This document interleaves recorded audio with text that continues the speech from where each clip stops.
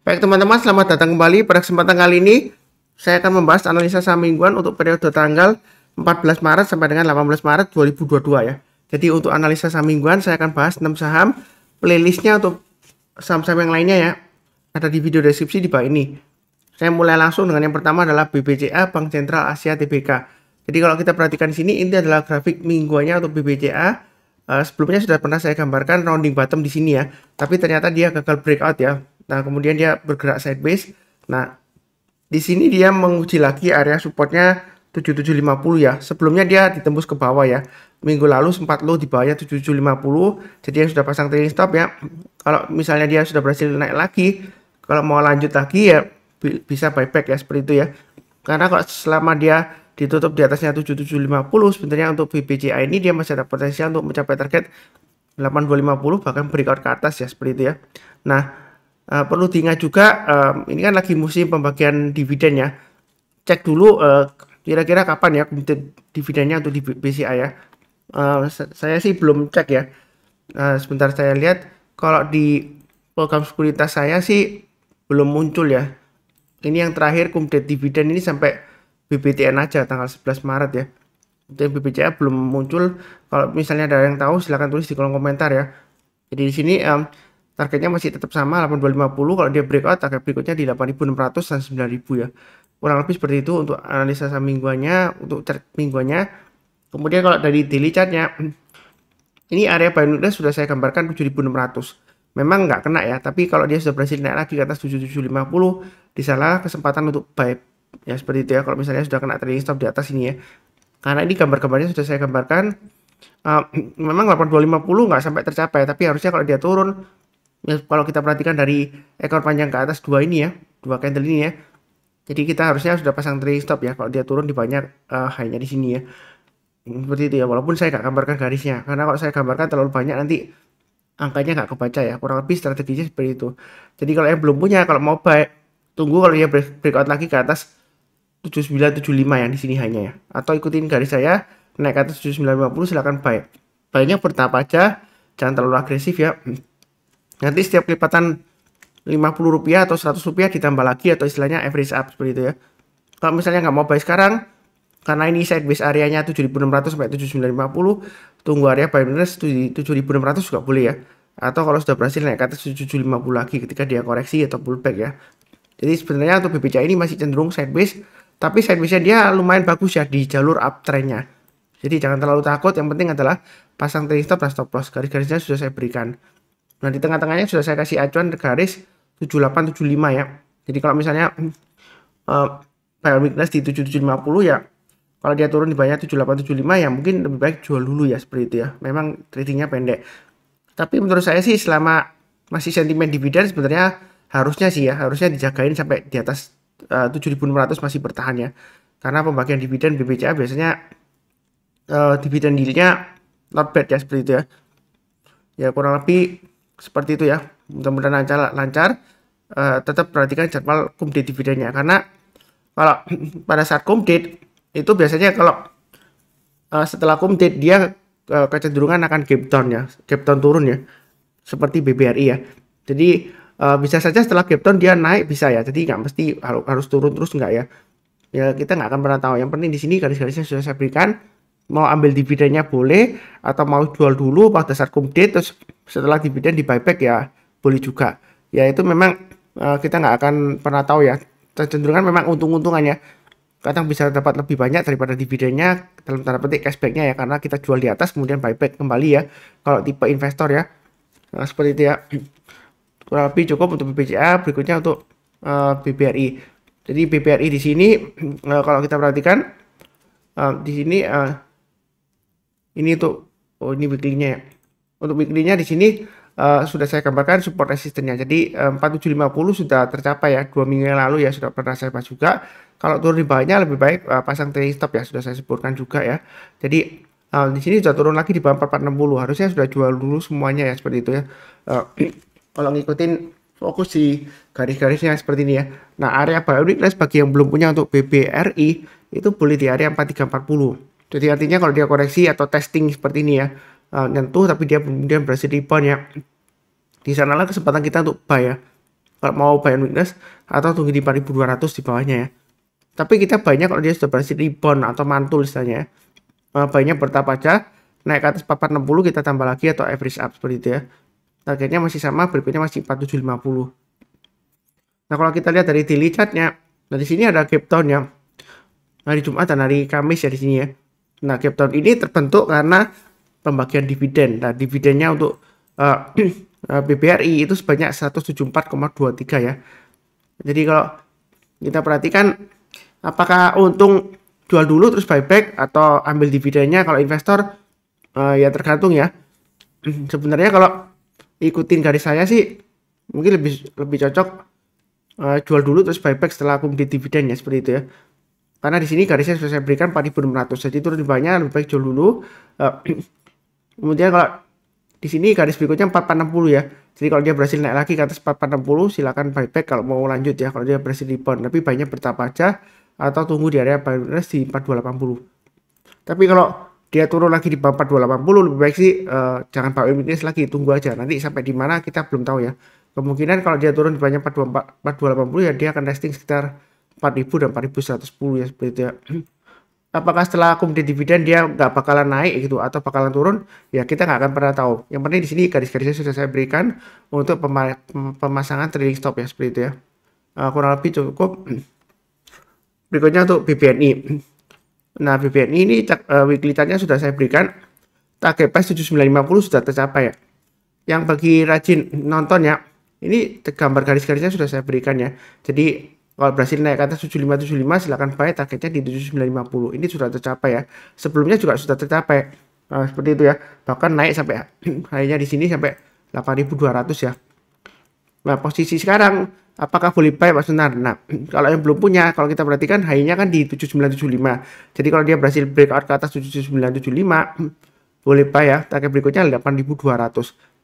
Nah, kalau setelah 8200 masih ada target berikutnya di 8650. Nah, seperti itu ya.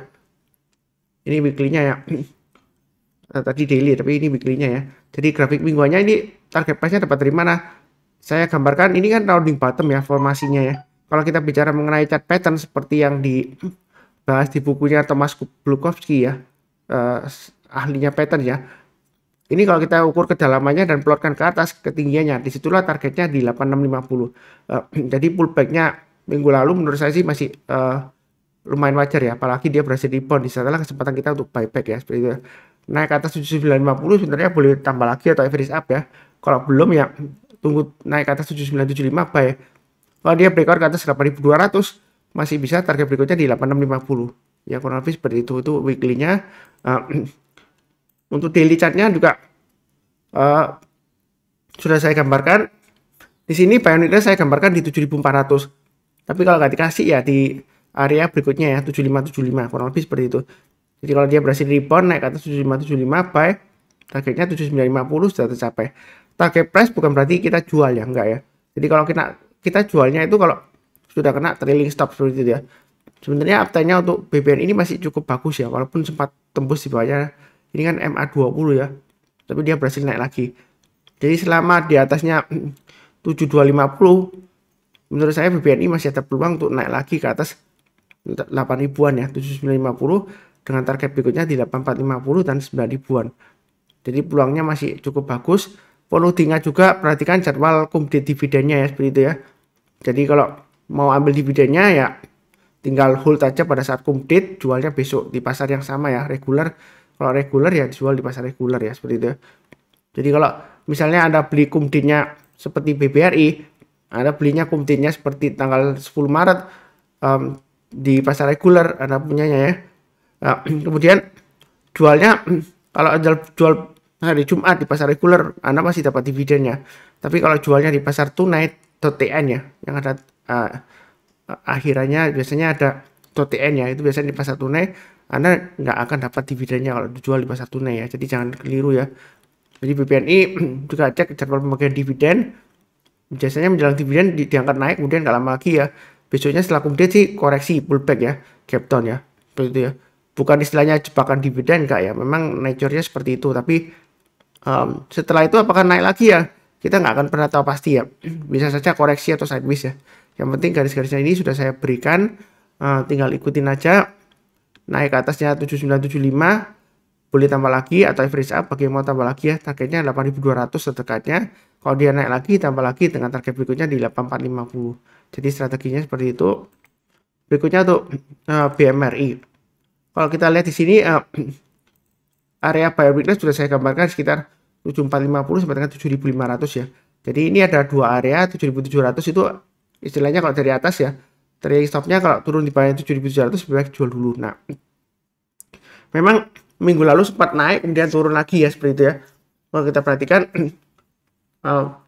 di sini ya kesempatannya masih cukup bagus selama dia bertahan di atas 7500. Jadi kalau mau buy sekarang boleh, tapi bertahap aja. Naik ke atas 7700 boleh tambah lagi, atau average up dia masih ada peluang untuk naik lagi ke atas 7950 dengan target terdekatnya di 8175 sampai berikutnya lagi kalau dia berhasil naik lagi di 8600 masih memungkinkan ya. Ini untuk BMRI seperti itu ya. Jadi targetnya dari mana kalau kita mundur jauh ke belakang ya. Ini 8050 sampai 8175 ini sekitar kurang lebih masa kejayaannya dulu ya, waktu sebelum pandemi 7950. Sebentar, di sini di 8050 hanya ya. Dan sebelumnya lagi di 2019 di 8175. Gitu ya. Kalau 8600 ini kurang lebih di masa kejayaannya dulu tahun 2018 ya. Jadi masih ada kemungkinan ke sana nggak Pak Sunar? Masih ada ya. Selama dia bertahan di atasnya 7500 ya. Kurang lebih seperti itu untuk BMRI. Kalau untuk daily-nya ini sama ya. Buy weakness sudah saya sebutkan di 7500. Jadi yang ngikutin channel saya harusnya sudah pasang ya. Ini sudah berhasil rebound. Jadi buy-nya bertahap aja. Memang kalau kita perhatikan di sini Pak Sunar, wah, ini walaupun naik kok banyak candle merahnya Pak Sunar. Berarti strateginya kebanyakan dia loncat ya. Pembukanya loncat kemudian dia turun. Kemungkinan besar seperti itu ya. Jadi kalau mau buy sih buy weakness saja dekat 7500 ya. Kalau dia berhasil rebound seperti ini ya, menjelang closing dia rebound ya, kita boleh buy. Gitu ya. Targetnya di 7775. Kalau dia berhasil naik ke atas 7775 mau tambah lagi atau average up boleh ya. Jangan terlalu takut, target berikutnya di 8000. Memang sebelumnya di sini 7950 hanya gagal tembus ke atas 8000, tapi kita jangan terlalu kaku. Jangan sampai kita itu membatasi diri kita terhadap resisten ya.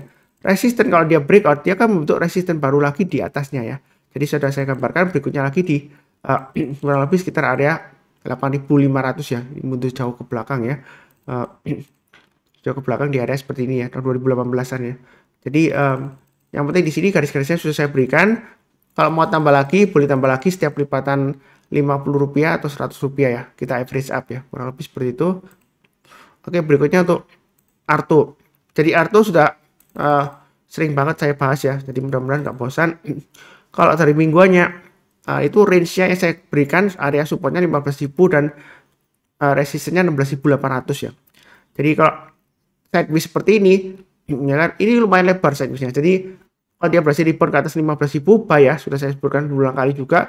Target berikutnya di 16.800. Mau buy sekarang boleh, tapi bertahap aja ya. Jadi selama di atas 15.000 atau acuan saya stop loss-nya kalau di daily ya, nanti saya bahas itu di 14.500. Kalau di weekly memang sedikit beda ya support resistance-nya seperti itu ya. Jadi jangan bingung.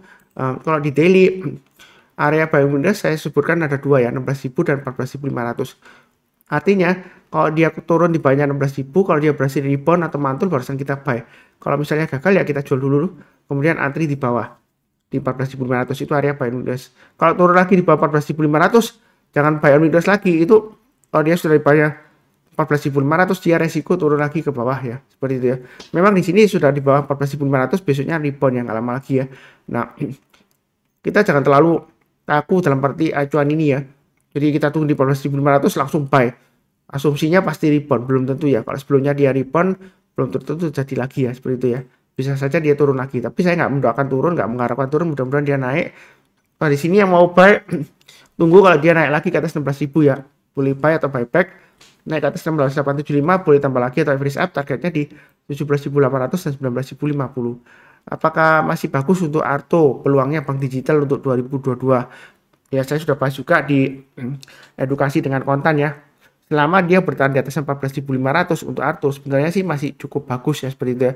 Mudah-mudahan aja dia masih bisa lancar sampai ke 19.500 ya. Kurang lebih seperti itu untuk Arto. Berikutnya untuk BNK ya. Jadi kalau kita perhatikan BNGA ini masih menarik bagi saya ya. Terakhir saya ada buyback untuk BNGA. Memang sebelumnya saya sudah buy di video short saya ya, sudah saya sebutkan saya buy-nya sekitar 950 ya waktu itu ya.